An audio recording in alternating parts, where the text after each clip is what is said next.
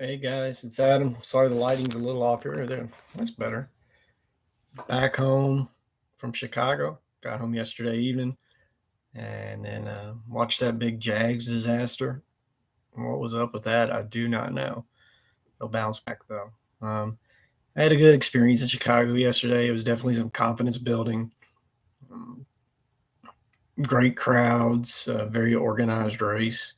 Awesome medals. I forgot to bring that in here to show you, but I'm not really one into medals, but it's one of the better medals that I've seen thus far.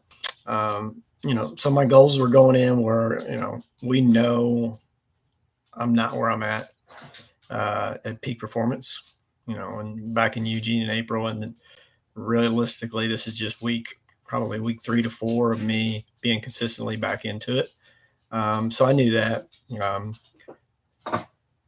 So I wanted to do more of just running with feel, running smart, and not being watch heavy, not feeling that panic or that anxiety of not performing well, or if a split doesn't go a certain way. So that's why I didn't pre-plan any splits.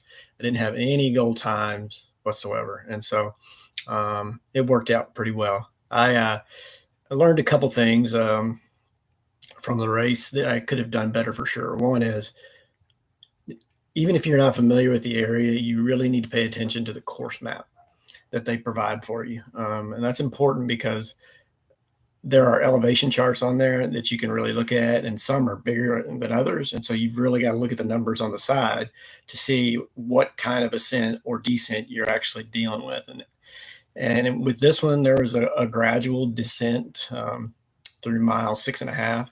And then coming back, it was almost all, for 5 miles at least, it was a continuous ascent uphill. And on top of that, the wind was in our face coming back. So you combined already have done 6.5 miles, and then you start going uphill quite a ways, and the wind's in your face. That's something you've got to be prepared for. And so I checked the wind, beforehand, but I didn't have an idea on the course of which way was north and south, and so that's on me. So part of one of the core values of our academy is intentionality, and so I'm going to do a better job of that, especially in Pensacola here in a couple of weeks. But like I said, overall it was a good experience. I was able to finish strong. Another goal of mine was to run negative splits. Of course, that went out the window, when I realized I was going straight back uphill into the wind. So you kind of have to adjust your goals as you go along. I will say that the first mile went out nice and easy.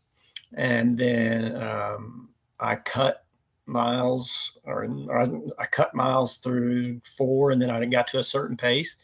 And I actually kept that pace within a second and a half for about 8 miles. I did slow down about 6 seconds on mile 11 and 12, and then made that back up on 13. So overall, just a good building block day.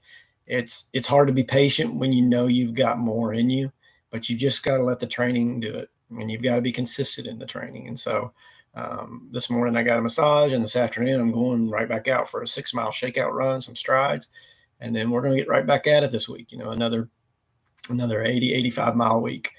Yesterday capped off an 88-mile week for me. So a lot of great takeaways. The one thing that really bothered me, again, and I got to figure out because it's never been an issue before, is I had to make a port-a-potty stop right around mile 5. And that actually added 2.5 minutes to my time. So I've got to figure out what I'm doing wrong pre-race day. They didn't have a lot of porta-potties there. That was probably one of the only negative things I could say about the organization of the race itself. So you had to be creative before the race, and just to have to stop, not only just stop time-wise, but then, you're sitting there for 2.5 minutes and lactic acid's building up. So I gotta figure that out somehow and do some research, and, whatever I learn, I'm going to be happy to share with you guys. But coming up is just a normal week of training, trying to keep it consistent, trying to keep the momentum going, keep that high mileage going, and then hit Pensacola again in 2 weeks. It's normally not a good practice to do, that many half marathons, 3 half marathons in 6 weeks. But I'm not going to them to race for time. I'm going there to get better each time and to learn more each time and just make that part of my training. And so A couple exciting things that I want to share with you that have actually worked. I have been using this tart cherry extract supplement. That's really helped with my soreness, especially this time around. I took a couple yesterday, and I took some again today. And at the massage, it really wasn't that bad. My IT bands were a little tight, but considering the amount of uphill and downhill there was, not much soreness in the quads or the calves. So I was really happy with that. And the second thing is, I got home today and our jerseys come in. They're really cool. They are the Nike Dry Fit polyesters. It's got our logo on the front, and then on the back, it's got all of our social media handles. But it's that nice Nike material, and it's got cool little white stripes at the top. So I'm really proud of that and excited about that, and hoping people will wear that.